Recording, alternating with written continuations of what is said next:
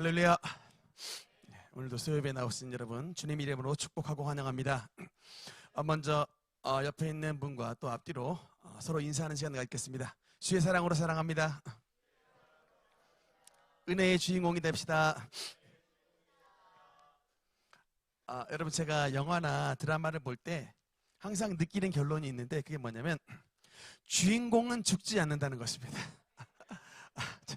아무리 마음이 쫄리고 아무리 막 나쁜 놈이 나타나가지고 막 주인공을 해코지하고 괴롭혀도 주인공은 결코 죽지 않습니다.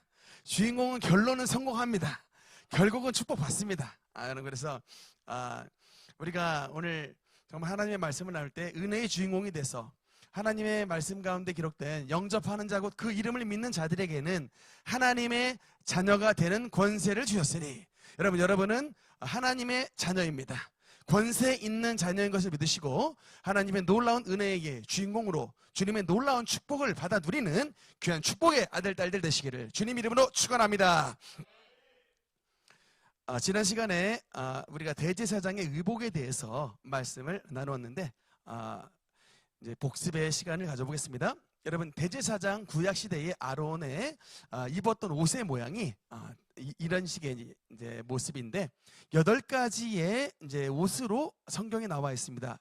여러분, 만약에 대제사장이 입었던 옷이 중요하지 않았더라면 출애굽기 28장에 40절에 걸쳐서 대제사장의 옷이 나와 있는데 그게 중요하지 않다라면 적어 놓지 않았겠죠. 그래서 우리가 대제사장의 8가지의 그 옷의 파트를 보면서 이 안에 담겨져 있는 하나님의 이 메시지가 무엇인지를 좀 이제 간단하게 알아보도록 하겠습니다. 첫 번째 옷은 대제사장이 첫 번째 입었던 옷이 이제 속옷입니다. 그래서 속옷은 여러분 어떤 색깔의 옷이었느냐? 흰색 세마포 옷입니다. 그래서 굉장히 그 옷이 세마포 옷이기 때문에 고급이에요. 천도 굉장히 고급이고 이것을 상징하는 바는 뭐냐면 하나님의 백성들이 가져야 되는 성결함을 상징합니다. 흰색, 그래서 깨끗함. 이게 속이 가장 깊은 곳이 깨끗해야 된다는 것이에요. 하나님께서 그래서 첫 번째로 그 대제사장이 맨 첫 번째 입었던 옷은 통입니다. 여러분, 통옷이에요. 이게 우리처럼 위에 메리아스 입고 아래 팬트 입는 게 그게 아니고 속옷이 통으로 되어 있습니다. 저렇게 통옷이에요. 두 번째. 이제 두 번째 옷은 이제 겉옷입니다. 겉옷은 속옷 위에다 이제 걸치는 옷인데 색상은 어떤 색깔이죠?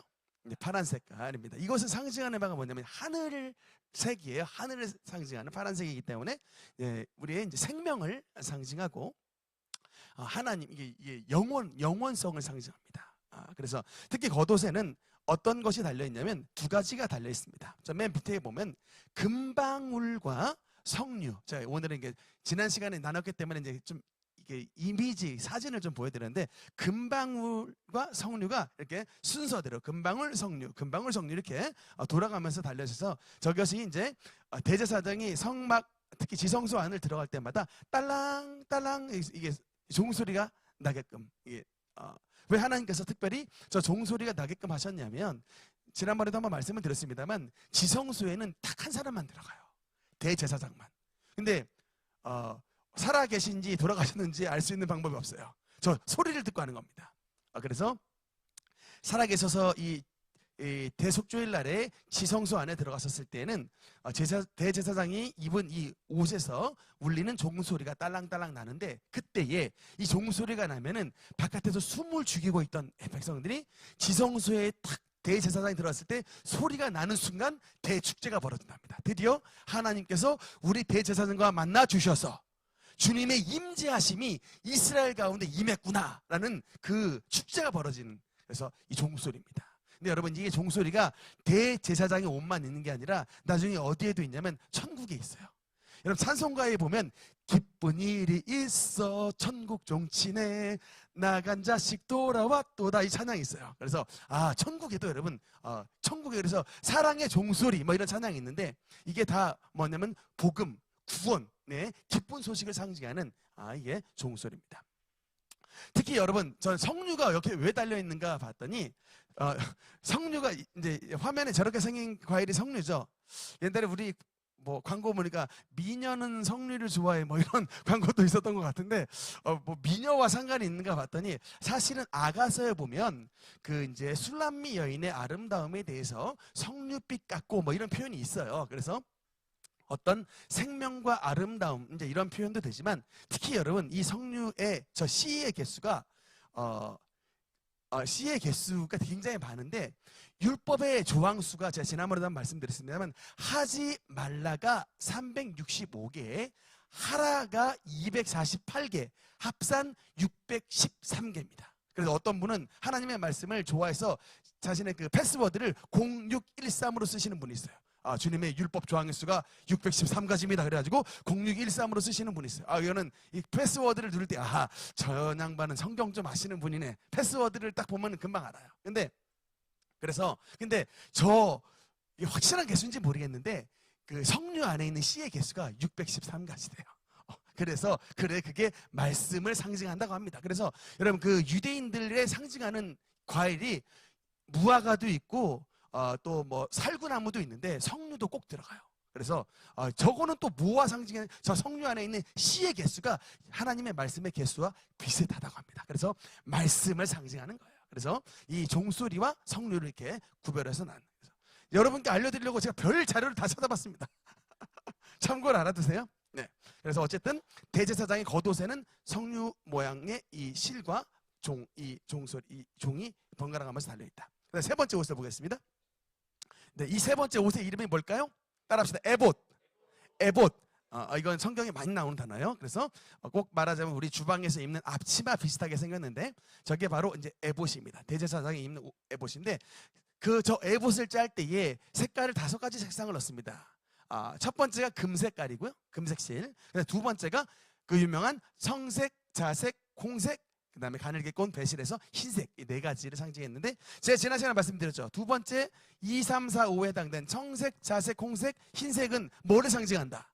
예수 그리스도의 이 사역의 4가지의 모습을 상징한다고 했었죠. 청색은 그래서 사복음서 가운데 요한복음, 그렇죠, 하늘색이니까. 그 다음 자색은 마태복음이죠. 이게 왕을 상징하는, 귀족 상징하는, 이게 스칼렛 칼라라 그랬잖아요. 보라색, 귀중한 귀족이 입는, 왕들이 입는 옷이었다. 그 다음에 홍색은 피의 색상이므로 마가복음. 그 다음에 흰색은 인자, 사람의 아들로 오신 거기 때문에 누가복음. 그래서 예수 그리스도의 4가지 면을 상징하는 것이다. 이게 사복음서가 왜 하나만 나오지 않고 왜 4가지가 나오냐면 예수님이긴 예수님이신데 어떤 면으로 봤을 때는 왕이시고 또 어떤 면으로 봤을 땐 저와 여러분 위해 돌아가셨던 종의 모습이시고 어떤 면으로 봤을 땐 하나님의 아들이시지만 또 어떤 면으로 봤을 땐 사람 마리아에게서 태어나신 사람으로 오셨기 때문에 이 4가지의 모습이 주님 안에 다 있는 거예요. 근데 그 중에서 금색이 들어갔던 것은 이 예수 그리스도께서 영원하신 분이시다라는 거예요. 금색은 가장 소중하고 가장 영원한, 변치 않는 가치를 상징하는 색깔이 바로 금색이다. 그래서 이 대제사장이 입었던 옷은 5가지의 색상이 있는 옷이었다. 에봇. 그 다음 4번째. 그 에봇 위에 어떤 게 맺혀졌냐면 이제 흉패라고 하는 판결 흉패라고 합니다. 예. 그래서 이 판결 흉패에는 여러분 몇 개의 보석이 있을까요? 12개의 보석이 있습니다. 여기 1번부터 쭉 나와 있네요. 홍보석, 황옥, 녹주옥, 석류석, 남보석, 홍만호, 호박, 백만호, 자수정, 녹보석, 호만호, 벽옥. 혹시 여러분 이 중에 하나 가지고 있는 거 계십니까? 하나도 없으시죠? 저도 그래요. 네. 어쨌든 근데 이 당시에 이 보석을 가지고 있은 이유는 뭐냐면 여러분 원래 이스라엘 백성들이 애굽의 종이었는데 애굽을 탈출할 때에 애굽 그 여주인들이 애굽 남주인이 가지고 있었던 이런 모든 재산을 하나님이 그들에게서 다 재산을 뺏어서 나오게 하셨어요.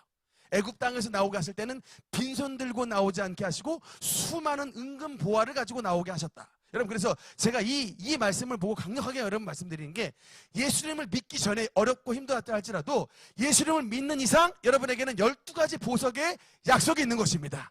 그 12가지 보석의 약속으로 그 보석을 가지고 하나님 앞에 헌물을 드림으로 제사장의 옷이 만들어졌다니까요. 교회가 여러분 복을 받으려고 하면 여러분이 복을 받아야 교회가 복을 받는 것입니다. 애굽에서 탈출했던 이스라엘 백성들이 여러 가지 보화와 여러 가지 은근 폐물을 가지고 나왔기 때문에 그 가지고 나왔던 것을 하나님 앞에 드림으로 대제사장의 옷이 완성이 됐다니까요. 이게 바로 주님의 축복의 원리입니다. 그러니까 여러분이 하나님의 은혜를 받으셔야 된다고요. 하늘의 신령한 은혜와 그 다음 이 땅에 기름진 복도 받으셔야 된다는 거예요. 믿으시면 아멘. 여러분 그래야 하나님의 성막이 세워지는 것입니다. 대제사장이 직접 가가지고 뭐 보석 구해오지 않았어요.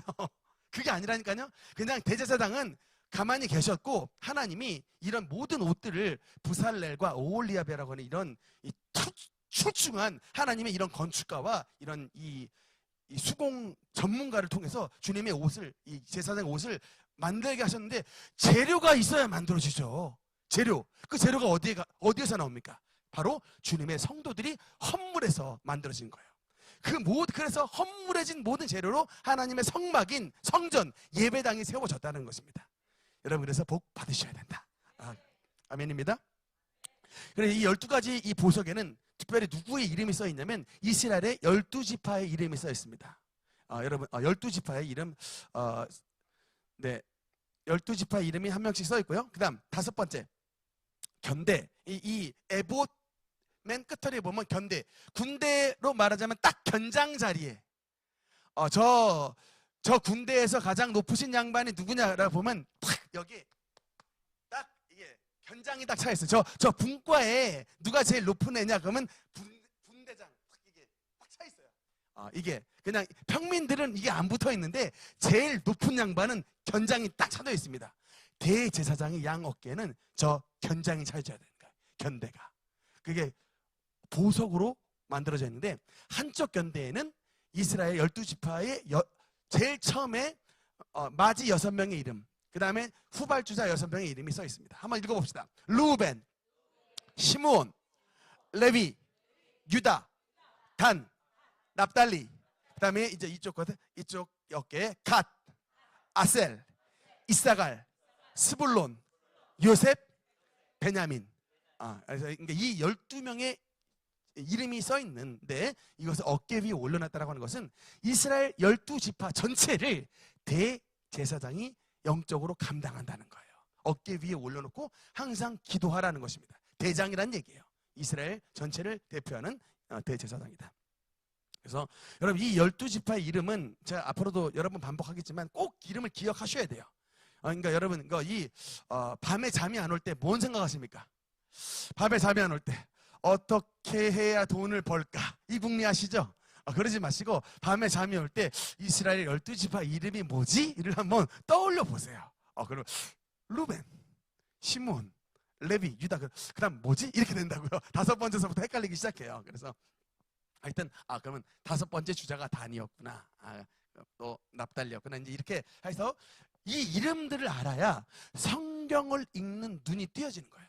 저는 성경이 읽어지네 이 프로그램을 한 번도 안 가봤습니다만 여러분 성경이 읽어지는 원리는 굉장히 간단해요. 뭐냐면 이런 주요 인물에 해당된 이름들을 기억해주면 성경이 읽어집니다. 틀림없어요. 저 성경 잘한다니까요. 제가 여러분께 말씀드리잖아요. 그래서 성경의 인물 왜 안 읽어질까? 인물들 이름을 주요 인물들의 이름이 머릿속에 안 들어가 있으니까 이게 도대체 뭔지를 하나도 꿰어지지가 않는 거예요. 구구단 모르는데 여러분 막 그냥 뭐 미적분 하겠다고 하는 거랑 똑같아요. 안 풀리는 이유는 구구단을 어느 정도 외워줘야 됩니다. 구구단에 해당되는 이름들이에요. 이 12명은. 구구단에 해당되는 이름이기 때문에 꼭 이 12지파의 이름과 예수님의 12사도의 이름들 정도는 머릿속에 꼭 넣어주셔야 성경을 읽을 때 이런 족보에서 이런 인물들이 나왔구나라는 것이 이해가 되고 깨달아진다는 사실을 믿으시기 바랍니다. 그 다음 6번째 성물 보겠습니다. 따라합시다. 우림 둠밈. 6번째 성물은 우림 둠밈인데 최근입니까? 피겨 스케이트로 제일 유명한 여자 김연아. 혹시 결혼했던 남편의 이름 아십니까? 고 우림이죠. 그 이름이 이 우림이에요. 그 이 우림, 그분의 아버지가 목사님이시라고 하죠. 그래서 세상의 빛으로 살아라 라고 해서 우림이라고 지은 거예요. 그래서 이게 우림이라는 단어가 오르라고 하는 히브리어 빛에서 나온 단어거든요. 어원이. 그래서 세상에 빛이 되는 삶을 살라라는 의미에서 그 우림. 이름 참 잘 졌어요. 그렇죠? 어쨌든 이게 우림과 둠밈이라고 하는 이 판결 흉패 안에 들어가는 이게 있는데, 이게 도대체 돌인지, 이게 도대체 뭐 금속인지는 재질이 안 써서 알 수는 없지만, 어쨌든 우리가 우림이라는 단어는 빛이라는 것을 알 수 있기 때문에 아마도 하나님께서 기도할 때에 하나님의 뜻이면 빛을 착 비춰주시는, 하나님의 뜻이 아니면 어둠이 나타나는, 아마 이럴 것이다 라고 추측을 하는 성물이 바로 우림 둠밈입니다. 7번째, 우림 둠밈. 여러분 이게 어느 대학교 마크인지 혹시 아십니까? 이게 예일대학교 마크예요. 예일대학교 마크인데, 여러분 저 가운데 히브리어 써있죠? 오른쪽에 우림 써있고 왼쪽에 둠밈 써있는 거예요. 여러분 제가 참고 자료 하나 찾아봤더니, 초창기에 이 필그림 파더스 있죠? 미국 이민 제일 처음 하셨던 그 필그림 파더스들이 정착하시고 나서 언어를 공용어를 선택을 할 때 두 가지 중에 하나를 놓고 고민했대요. 영어와 히브리어. 근데 영어와 히브리어를 놓고 고민하셨는데, 투표를 했는데 영어가 한 표 차이로 이렇게 돼가지고 영어가 공용어가 됐답니다. 근데 그만큼 그 미국에 계셨던 필그림 파더스들, 정착하셨던 그 조상들은 하나님의 히브리어를 그렇게 사랑했대요. 그래 예일대학교 마크에 히브리어가 들어가 있는 겁니다. 그러니까 우리로 말하면 우림 둠밈이에요. 그래서 저게 예일대학교 마크입니다. 참고로 알아두시면 되겠고요. 그 다음 넘어가겠습니다. 그 다음 7번째 따라서 띠.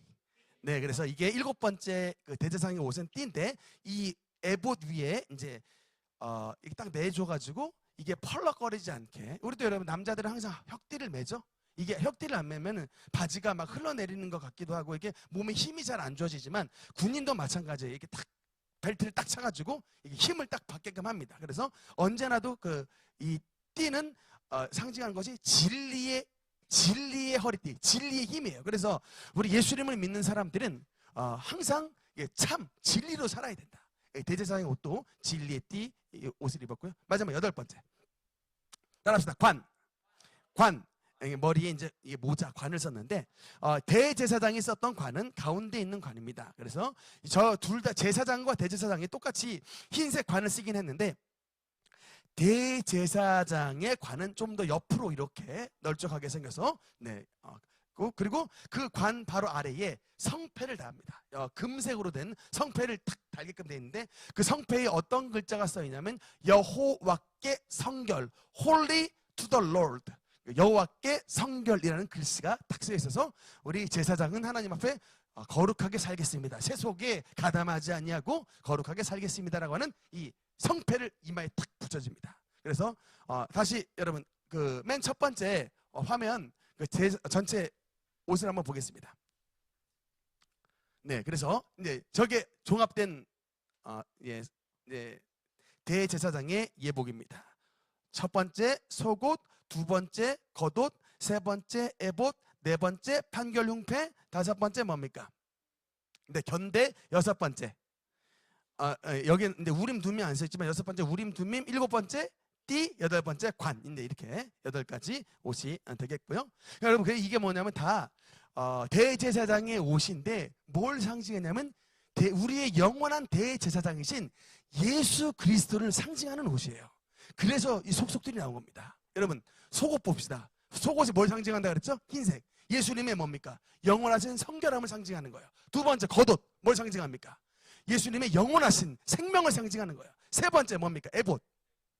그래서 이 에봇에 판결 흉패가 있는데, 에봇 자체가 여러분 아까 말했지만 홍색, 자색, 청색, 하늘색 네 가지 색상, 그리고 금색 실이 있었잖아요. 이 자체가 예수님을 상징하는 것이고, 그 다음에 특별히 네 번째에 판결 흉패가 있죠. 이게 뭘 상징합니까? 나중에 대제사장이신 예수님 앞에 저와 여러분이 전부 다 심판을 받게 되는 거예요. 재판장이신 예수님을 만나게 되는 것입니다. 그래서 참과 거짓, 빛과 진리, 양과 염소, 또 어리석은 처녀와 슬기로운 처녀, 또 착하고 충성된 종, 땅에 달란트 묻어놓은 이 악하고 게으른 종, 이게 다 구별이 되는 거예요, 하나님 앞에. 여러분, 그래서 우리가 이 땅에서 살아갈 때 지금은 유예 기간입니다. 판결 유예, 집행 유예 기간이지만 나중에 여러분 우리의 목숨이 끝나는 날은 그 다음은 뭐다? 주님의 심판대 앞에 서야 된다. 판결 흉패를 메고 계신 예수님 앞에 서가지고 보석과 같은 신앙생활을 했느냐, 아니면 아주 털모자 쓰는 이런 엉망개판의 신앙생활을 했느냐를 이렇게 판단을 받게 된다는 것입니다. 네, 그리고 어깨 견대에는 우리 12지파로 상징하는 모든 이스라엘 백성들, 주님의 백성들을 주님께서 어깨 짊어지시고 뭐 하신다? 기도하시는 것이에요. 그 다음에 또 그 주님이 우리에게 우림과 둠밈이 되어주십니다. 예수님이 우리에게 우림과 둠밈이 되어주셔서 어디로 우리가 가야 되는지 그 일을 항상 안내해 주신다니까요. 여러분, 제가 항상 강조하는 게, 성경을, 여러분, 예수님을, 문자적 예수님을 만나지 마시고 지금 살아계신 리빙 갓, 지금 살아계셔서 말씀하시는 예수님을 만나야 됩니다. 지금도 우리에게 빛을 비춰주신다니까요. 이 사업을 해야 되는지 말아야 되는지, 이 집을 사야 되는지 말아야 되는지, 저분과 결혼해야 되는지 말아야 되는지, 이 직장생활을 해야 되는지 말아야 되는지를 하나님이 우림과 둠밈으로 우리의 길을 지도해 주십니다. 대제사장만 지도하는 게 아니라 예수님이 지도하신다고요. 살아계셔서 길을 안내해 주시고, 그 다음에 7번째, 우리에게 진리의 띠가 되어주시고, 마지막 우리에게 영원한 성결의 여호와께 성결하신 영원한 주님의 지혜와 거룩한 자가 되어주신 분이, 영원한 거룩하신 분이 바로 예수 그리스도인 것을 믿으시기 바랍니다. 그 다음에 오늘 이제 본론적으로 들어가서 대제사장의 반차. 여러분이 알고 있는 대제사장 누가 있습니까? 네. 아론 말고요. 훌, 이거 안 됩니다. 아론과 훌은 이거 르비딤 전투에서 나온 그 아론과 훌이고요. 훌은 대제사장 아니에요. 여러분 알고 있는 대제사장 누가 있습니까? 예를 들면 엘리 나왔습니다. 엘리. 또 다윗 시대에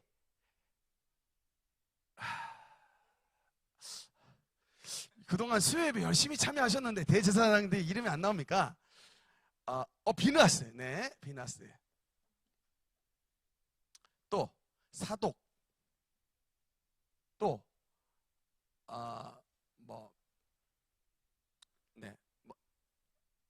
엘르아살 등등, 이제 이런 등등 있는데, 여러분, 이게 우리가 대제사장이 성경에 보면 반차라는 단어가 써 있습니다. 반차. 이게 근데 크게 말하면요, 대제사장의 반차는 두 가지입니다. 성경에 나오는, 일단 히브리서 7장 11절 말씀 우리 한번 같이 읽겠습니다. 시작. 레위 계통의 제사 직분으로 말미암아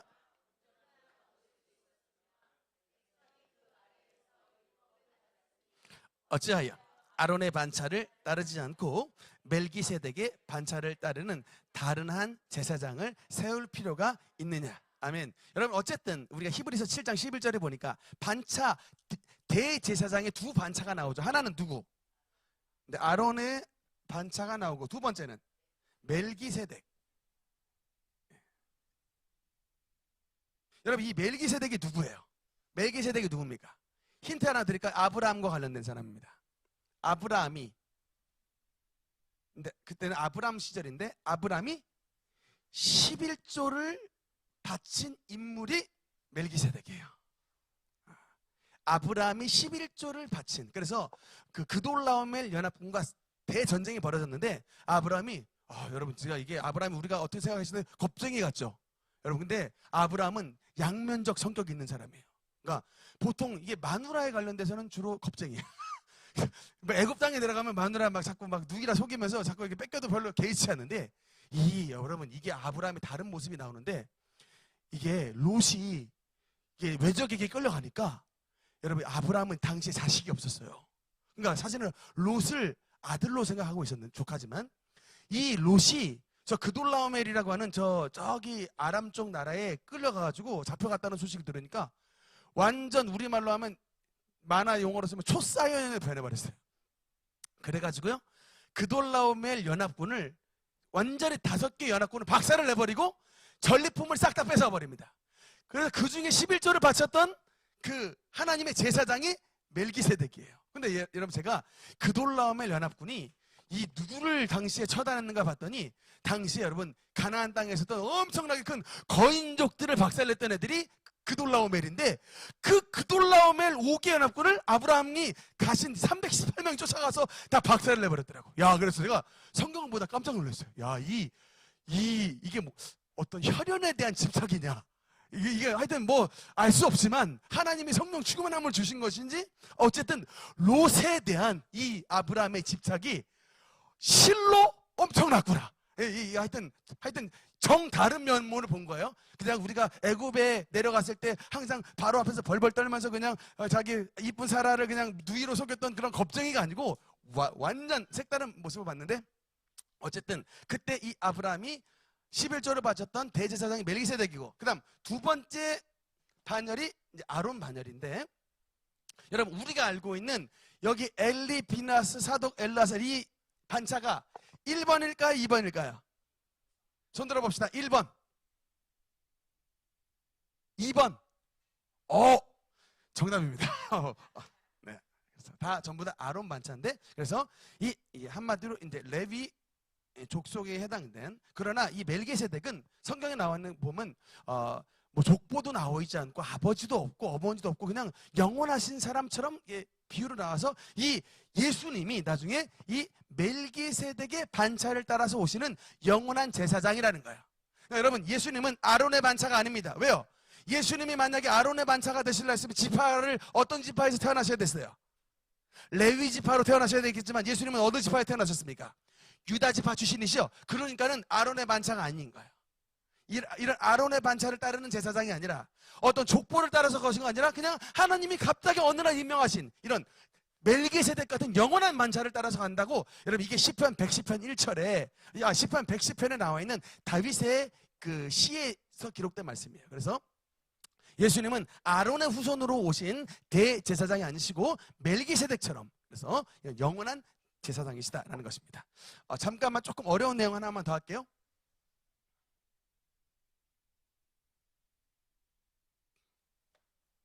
성경에 보면 이 대제사장에 관련돼서 원래 아론이 있는데, 이제 제사장 반대를 한번 보겠습니다. 아론의 네 아들 있죠. 첫째가 누구죠? 네 아들 있으면 첫째 나답, 둘째 아비후, 셋째 엘르아살, 넷째 이다말. 근데 여러분, 이 네 명의 인물 가운데 안타깝게 이 나답과 아비후는 어떻게 됐죠? 하나님 앞에 주님께서 명하시지 않은 달을 불을 들임으로 말미암아 죽었어요. 그래서 이제 아론의 반차는 이 두 명의 아들로 내려갑니다. 셋째 아들과 넷째 아들로 쭉쭉 내려가는데, 엘르아살과 이다말 계통 이 반차가 이 대제사장의 반차가 쭉쭉쭉 내려가요. 그래서 여러분 잘 알고 있는 아까 비느하스 있죠. 엘르아살 다음에는 비느하스입니다. 그 다음에 이다말 계열에 여러분 잘 알고 있는 그 대제사장이 누구냐면 그 유명한 엘리예요. 엘리. 그 다음에 아비아달. 이런 계통들. 비느하스 계통은 누가 있냐면 아주 유명하신 사독이죠. 사두개인이, 여러분 성경에 나오는 사두개인이 사독의 신앙을 따라간다 그래서 사두개인이에요. 성경에 나와 있는 사두개인이 사독파, 이 사독이에요. 그 사두개인입니다. 그래서 이 전체의 그 대제사장의 계보들 가운데 굉장히 유명한 사람입니다. 예. 근데 엘라살과 이다말. 근데 나중에 다윗 시대에 다윗 시대가 돼 보면 이제 이들도 결혼을 해가지고 이제 자손들을 굉장히 많이 낳기 때문에 반차가 24반차가 나와요. 근데 24반차 가운데 그 중에서 아까 나와 있는 엘르아살 반차는 16명이에요. 16반이에요. 16반. 그리고 이다말 반은 8반이에요. 여러분, 근데 여기 성경 가운데 잠깐 보면 네, 네. 역대상 24장 10절 한번 읽어보겠습니다. 시작. 일곱째는 학고스요, 여덟째는 아비야요. 그래서 이 16반에 나와 있는 이름 중에 하나가 아비야라는 이름인데, 제가 이것을 왜 꺼내들었냐면 세례 요한 때문에 꺼내들었습니다. 다음 누가복음 1장 5절 읽겠습니다. 시작. 유다 왕 헤롯 때에 아비야 다니엘의 제사장 한 사람이 있었으니 이름은 사가랴요, 그의 아내는 아론의 자손이니 이름은 엘리사벳이라. 여러분, 지금 나와 있는 아비야 바녀에 속해져 있는 이 쭉쭉쭉 후손으로 내려가서 사가랴, 그 다음에 세례 요한까지 간 거예요. 그러니까 세례 요한은 말하자면 어디 계통이 사람이냐면 엘르아살 계통에 쭉 내려가서 여기까지 간 거예요. 엘르아살 계통까지. 근데 여러분, 그래서 세례 요한이 여러분 누구냐? 완전 로얄 패밀리예요. 대제사장의 가문에 태어나신 굉장히 지체 높으신 양반이라고요. 근데 그 지체 높으신 양반이 대제사장 가문에 태어나서 원래는 성소에 있어야 되는데, 이 사람이 나중에 어떤 일을 감행하죠? 성소를 나와가지고 약대 털옷 입고 예수 그리스도의 오심을 길을 준비하는 사람으로 사역을 나와보는 거예요. 왜 그랬을까? 여러분, 이게 성경의 의미가 뭘까? 그러니까 이 구약에 나와 있는 이런 성소의 모든 제도는 예수 그리스도를 위한 제도라는 거예요. 예수 그리스도를 위한 그림자인데, 참 실체이신 예수님이 오시니까 길을 마중 바로 누가 나가는 거예요? 대제사장이 나가는 거예요. 예수님을 맞이하러. 대제사장 가문에서 예수님을 길을 맞이하러 나갔던 것입니다. 그런 영적인 의미가 있는 것이라니까요. 이해가 되시겠습니까? 그래서 이 세례 요한이 아비야 바녀의 사람이었는데 이 엘라살 계통의 사람이었다. 참고로 알아두시면 되겠습니다. 조금 어렵죠? 네. 이거 어지간하면 이런 내용들은 성경 공부도 잘 안 하는데, 여러분들은 좀 모범생이시라 제가 한 가지를 말씀을 드렸습니다. 그 다음에 여러분, 또 특히 대제사장은 또 중요한 게 뭐냐면 결혼이 중요해요. 결혼도 함부로 못했습니다. 대제사장이 결혼 못하는 세 가지 이유. 1번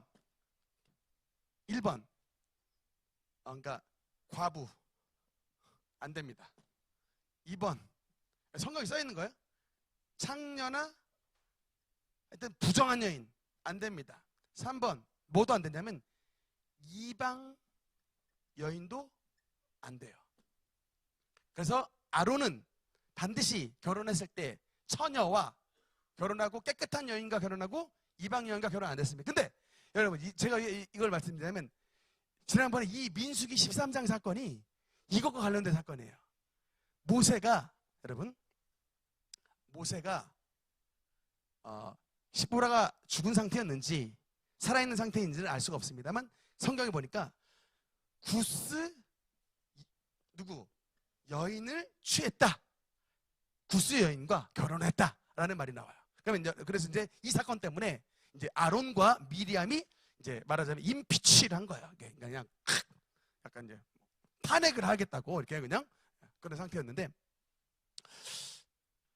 대제사장 제도에 의하면 과부와 창녀와 이방 여인은 결혼할 수 없습니다. 근데 모세는 구스 여인을 취했어요.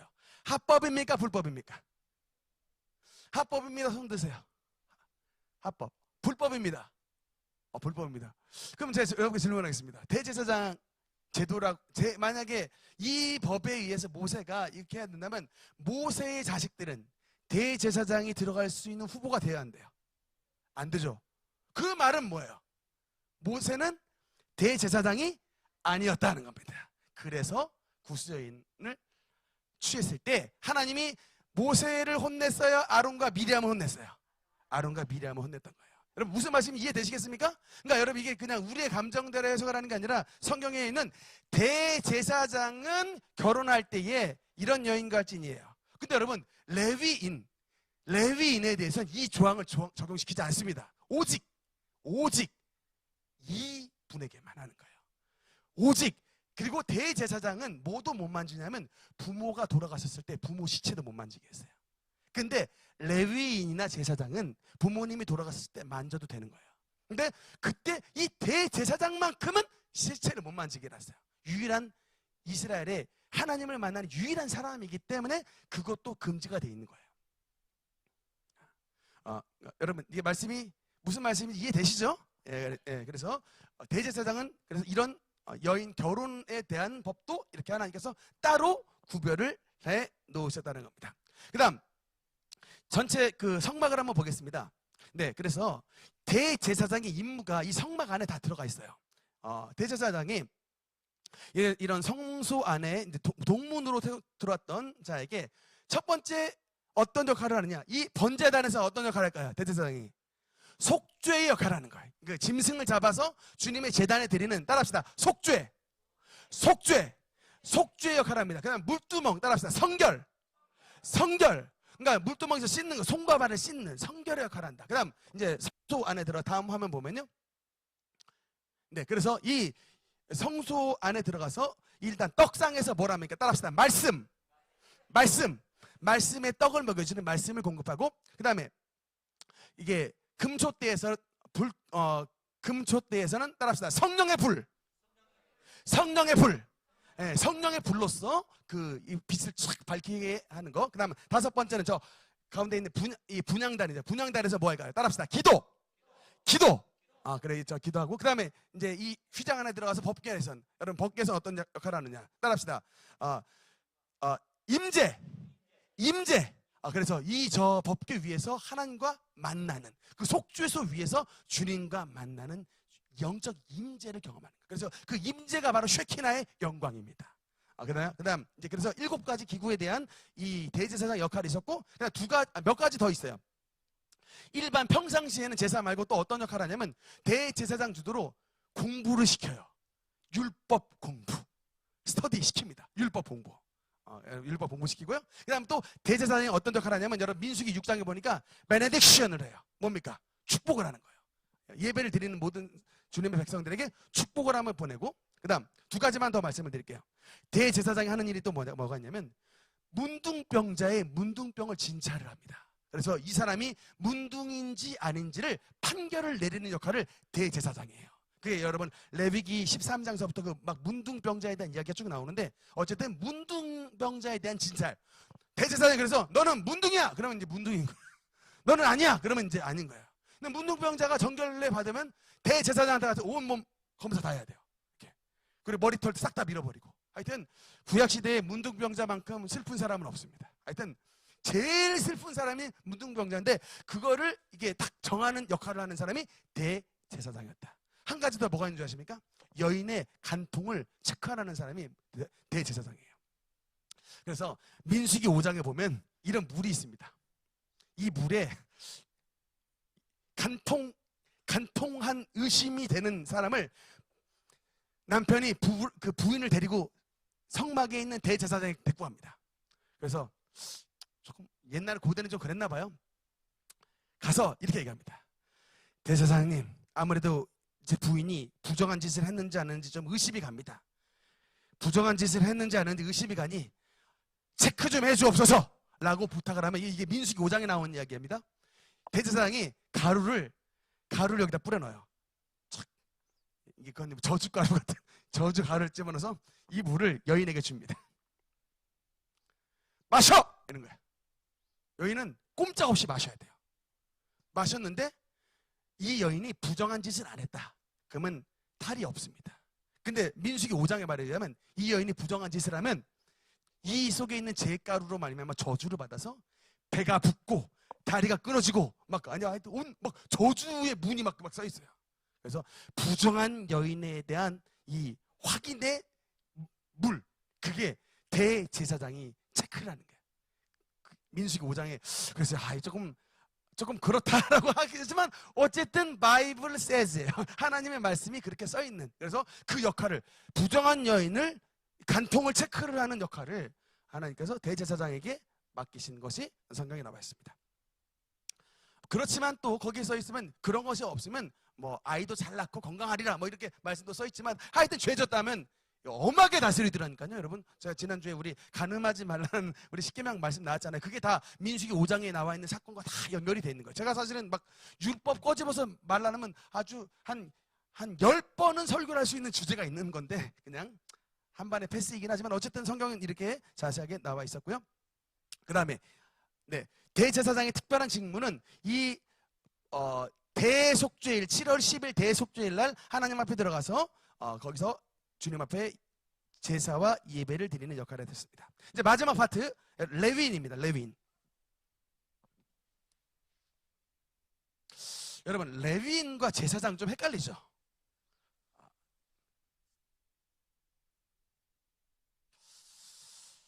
안 헷갈리십니까? 제가 질문하면 여러분 아주 헷갈리실 텐데.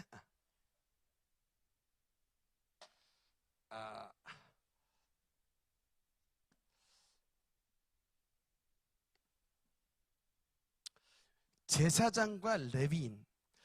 여러분 이 잠깐 레위의 족보를 한번 볼게요. 레위. 아까 야곱의 셋째 아들이었죠. 이에게는 세 아들이 있었습니다. 이름 혹시 알아요? 레위의 세 아들. 맞히시는 분 쿠폰 하나 보내드리겠습니다.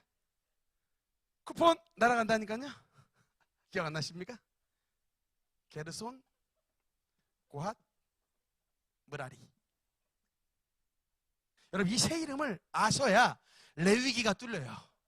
이런 이름을 모르니까 레위기가 하나 읽어도 그냥 검은 거 글씨고 흰건 종이고 막 이러죠. 이런 이름을 좀 아셔야 된다니까.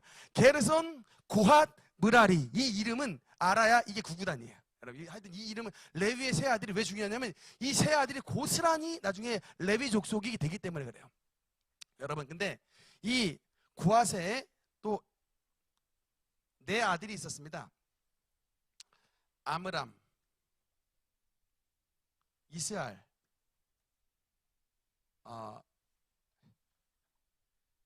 그다음에 헤브론. 한 명 이름이 뭐였죠? 우시엘이구나. 여러분 이 왜 내 이름이 네 명이 이걸 왜 쓰냐면 이 아므람의 아들이 누구예요? 이 아므람의 아들이 모세와 아론이에요. 보이시죠? 여러분 근데 지금 말씀드리고 하자는 게 이 제사장 가문은 오직 누구냐? 이 전체의 가문 가운데 이름에 아론과 아론의 후예만 해야 돼요. 제사장의 가문의 사람은 오직 아론 패밀리입니다. 아론 패밀리예요. 오직 제사장 가문은 아론 자손이어야 돼요. 그러면 이제 여러분 이 게르손, 고핫, 므라리, 이스알, 헤브론, 우시엘 이런 사람들 다 뭐다? 전부 레위인에 들어가는 거예요. 아시겠습니까? 이렇게 되는 겁니다. 여러분 고라 아시죠? 고라. 지난번에 지진 나가지고 이 산채로 음부에 빠져가지고 반역 일으켰던 고라당 반역. 네, 여러분 그 고라당 반역의 그 고라가 여러분 설교 끝내라고 하시는 거죠? 시간이 됐는데 네, 거의 끝내겠습니다. 네, 여러분 고라가 이스라엘의 아들이에요. 고라입니다. 여러분 고라가 말하자면요 아론과 어떤 사이냐면 사촌이야. 사촌 동생이에요. 사촌 동생인데 한쪽 패밀리는 완전 로얄 패밀리로 대제사장 가문이 됩니다. 근데 고라는 그냥 일반 그냥 레위인이야. 레위인의 역할은 뭐냐면요 서브예요. 제사장 가문을 항상 돕는 겁니다. 그러니 여러분 기왕이면은 아론 자손 되고 싶어요? 아니면 레위인 자손 되고 싶어요? 당연히 아론 자손 되고 싶겠죠. 그러니 인간적 관점에서 봤을 때 고라의 입장에서 봤을 때 아론이 밉겠어요? 안 밉겠어요? 당연히 밉고 그 제도를 만드신 분이 누구요? 모세잖아요. 모세가 자기 형님을 딱 대제사장으로 앉혀놨으니 모세 미워요? 안 미워요? 인간적으로 보면 당연히 밉죠. 그래서 야 250명과 다른 우리 루벤 지파 좀 해가지고 도와서 저 모세와 아론 싹 다 쫓아내고 새로 짜자! 라고 하는 게 민수기 16장에 있는 고라당 반역 스토리인 거예요. 이런 족보를 알아야 이게 그래서 일어났구나라는 것을 우리가 분명히 깨닫게 되는 겁니다. 그래서 다음 시간까지 안 가고 10분만 더 하겠습니다. 아멘. 죄송합니다. 앞에 파트를 좀 하지 말았어야 되는데 시간을 못 맞췄어요. 어쨌든 여러분 제사장 가문은 오직 아론 가문이고, 여러분 제가 말씀드렸지만 모세의 자식이 있어요. 모세의 자식도 나중에 다 레위인으로 들어가요. 무슨 말씀인지 아시겠죠? 아론보다 더 높으신 분이 모세인데 안타깝게도 모세의 자식들은 그냥 일반 레위인으로 편입이에요. 여러분, 그래서 모세가 대단하다는 거라니까요. 저 같으면 제가 지금 모세 민족 지도자인데 내 새끼들 아론 자식들하고 똑같은 위치에 맞춰놨을 것 같아. 내 새끼가 귀하지, 우리 형님 자식들보다 내 새끼가 더 귀하다고 생각이 들 거야, 안 들 거야? 근데 인간적으로 하질 않고 하나님의 말씀대로 해가지고요, 모세는 자기의 자식이랄지라도 일반 레위인으로 전부 편입시켜버렸습니다. 그걸 법도를 어기질 않아요. 자식도 하나님의 룰에 그대로 맞춰버립니다. 레위인으로 그대로 들어가요. 그래서 아까 잠깐 이 레위의 세 아들 게르손, 고핫, 무라리, 이 세 인물이 있는데, 그래서 이제 이들이 뭐 하냐면요, 이들이 역할이 뭐냐면 제사장 돕는 거예요. 제사장을 이들은 레위인들 항상 도움 주는 인물이에요. 여러분, 그 레위 사람들 뭐 하는 사람이냐? 예배 도움 주는 사람들이에요.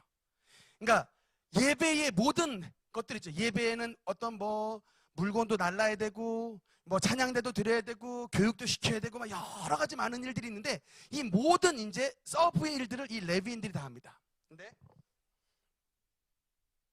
특히 여러분 아까 성막 보셨죠? 성막 화면 잠깐 보겠습니다. 성막.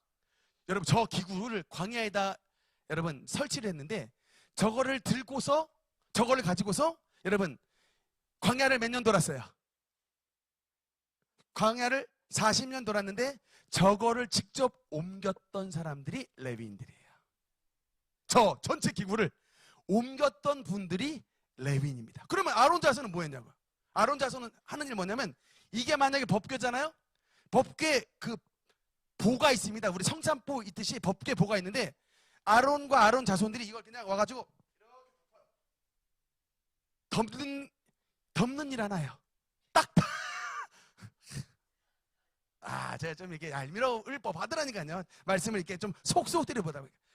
법궤 덮고, 떡상 덮고, 뭐 여러분 분향단 덮고, 번제단 덮고, 다 덮어가지고 덮는 일이에요.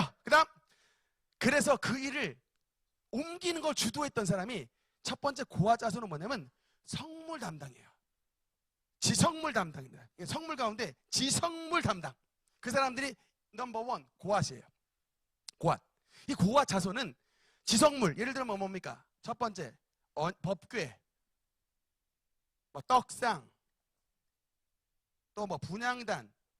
여러분 그래서 법궤 보면 꼭 옆에 뭐가 달려 있어요? 길게 채가 있잖아요. 그거 가지고 넷이서 메고 댕기라고 하는 겁니다. 그래서 하나님이 여러분 이 고앗 자손한테는 소도 안 주고 수레도 안 줘요. 니들은 고앗은 이 지성물 무조건 매예요. 무조건 매. 근데 여러분 이 나머지 게르손 자손에게 뭘 담당하냐면 휘장, 천에 관련된 거 뭐든지 담당해요. 여러분 성막에 보면 웃덮개, 휘장, 흰색 천막 이거 있죠. 이런 모든 천에 관련된 거 나르는 사람들이 게르손 자손이에요. 그래서 이 사람들한테 뭘 주냐면 소와 수레를 줍니다. 수레를 줘요.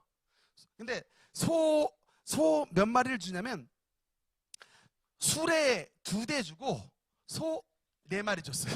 그래서 이거는 매지 않고 천은 다 실어 갈 수 있도록 소 2마리와 수레 4개로 실어가게 했습니다. 그 다음 이 무라리 자손에게는 이들은 또 뭘 담당하냐면, 여러분 그 성막에 이 기둥들 있죠. 기둥들 이런 기둥들 있죠. 저기 있는 기둥들. 여러분 기둥이 전부 금속 재질이에요. 가벼울까요? 무거울까요? 무겁죠. 그래서 이 무라리 자손에게는 뭘 주냐면 수레 4대와 소 몇 마리? 8마리를 줬어요. 그래서 니들 무라리랑 게르손은 뭐하라? 싣고 댕겨라. 이게 수레에다 싣고 댕겨라. 근데 그러나 고앗 지성물을 맨 자는 반드시 이거를 들어야 된다는 거예요. 이거를 가지고 몇 년? 40년을 들었다. 여러분, 그러니까 그래서 레위인들은 쉽지 않은 거예요. 그러니까 여러분, 우리가 주의 일을 한다, serve라는 단어가 여러분 이거예요. 기본적으로 예배의 모든 것을, 그런 수고예요. 여러분, 예배의 기본 핵심은 수고예요. 우리 8월 사실은 8월 첫째 주일서부터 이제 아시겠지만 우리 식단은 전부 하나로 통일됩니다. 근데 다음 주 발표되는데 이제 김밥과 라면으로 당분간 이제 무조건 가는 거야. 여러분, 선 목사님이 음식 먹을 거 맛있는 거 좋아하는데 왜 그 김밥과 라면으로 바꾼지 여러분 대강 이유가 추측이 되십니까? 말이 많이 안 나왔는데 바꿨을까요? 말이 많이 나와서 바꿨을까요? 말이 많이 나와서 바꿨겠죠? 안 나왔으면 그냥 그대로 갔는데 말이 너무 많이 나와서 먹을 음식 때문에 자꾸 그냥 교회 나오냐 안 나오냐 이런 얘기를 듣는 게 교회 안에서는 너무 안타까우니까 꽁보리밥을 먹는 한이 있더라도 그냥 예배 잘 드리라 그래, 교회 잘 나오라 그래서 김밥으로 바꿨습니다. 김밥 라면. 근데 여러분, 성경에 보니까 레위의 정신은 수고예요. 예배의 기본 정신은 수고라니까요. 고아 자손들 이 지성물 메고 광야를 40년간 댕겼어요. 근데 여러분, 그들 덕분에 여러분 어떤 일이 나타나는 줄 아십니까? 결국에는 고아 자손이 맸던 법궤를 요단강을 팍 밟았을 때 요단강이 열린 거예요. 그리고 가나안 땅에 들어갔던 것이라니까요. 여러분, 이런 그들의 수고의 역사가 가나안 정복의 축복의 역사로 나타나는 것입니다. 그러니까 누군가는 여러분 이런 가나안 정복을 위해서 수고를 해주셔야 되는 거예요. 우리가 자꾸 안 날라서 그렇지. 그러니까 여러분, 우린 다 주님의 제사장들이라니까요. 이런 것들 잘 감당해 주셔야 교회가 교회되고 예배가 되게 되는 것입니다. 들을 귀 있는 사람은 들을지어다입니다. 근데 여러분, 이제 결론의 말씀이에요. 근데 이제 이 레위인이 여러분 나중에 이렇게 광야 때는 이렇게 되지만 어떤 시대가 열리냐면 다윗 시대가 열립니다. 다윗과 솔로몬 시대가 열려요. 다윗과 솔로몬 시대의 전까지는 성막은 텐트였습니다. 저렇게 전부 이동식이에요. 빽 불면 그냥 무조건 이제 짐 다 싸가지고 또 이동, 빽 그럼 또 이동 이거예요. 근데 여러분, 다윗과 솔로몬 시대에 뭐가 생겼어요? 성막이 뭘로 바뀌었습니까? 성전으로 바뀌었습니다. 템플, 옛날엔 텐트였는데 템플, 홀리 템플로 바뀌었어요. 영원한. 여러분들, 이 레위인들은 뭐를 전제로 했던 사람들이에요? 이동을 전제로 해서 열심히 막 술해주고 소저가지고 날라야 되는데, 여러분, 이 다윗과 솔로몬 시대에 성전이 생겨짐으로 픽스가 됐잖아요. 여러분, 그래서 이 시대에 반열이 바뀌게 됩니다. 업무가 바뀌게 돼요. 그래서 다윗이, 여러분 나중에 그래서 역대상을 한번 읽어보세요. 이런 이제 레위기와 역대상을 이렇게 딱 어떻게 변천이 됐는가를 딱 보면서 그러면 성경이 너무너무 재밌어지고 성경이 깨달음이 그냥 엄청나게 온다고요. 옛날에 성막에서는 이렇게 다 이동하는 게 필요했지만 성전이 되는 순간 이동할 때 임무가 없어지니 뭐로 다 바뀌냐면, 여러분, 첫 번째, 이들이 성가대가 됩니다. 레위인이 성가대 몇 명이었을까요? 다윗의 성가대 4,000명이에요. 여러분, 4,000명의 성가대가 생겼다니까요. 4,000명. 어마어마한 하나님을 찬양하는 4,000명. 근데 여러분, 그 중에 성가대장이 이 3명의 3대 악사가 등장을 해요. 혹시 여러분 아십니까? 헤만, 아삽, 그 다음에 에단 또는 여두둔. 이스라엘의 3대 음악 천재들이에요. 3대 성가대장. 근데 여러분, 이 중에서 오야지가 누굴까요? 오야. 가운데서 났던 헤만이에요. 헤만. 이 헤만이 가장 센터에 있고, 그 중에 이제 헤만은 고아 자손입니다. 레위인 가운데 고아 자손이고, 그 다음에 게르손의 후손 가운데는 성경에서 시편을 많이 썼던 그 아삽입니다. 게르손의 후손이에요.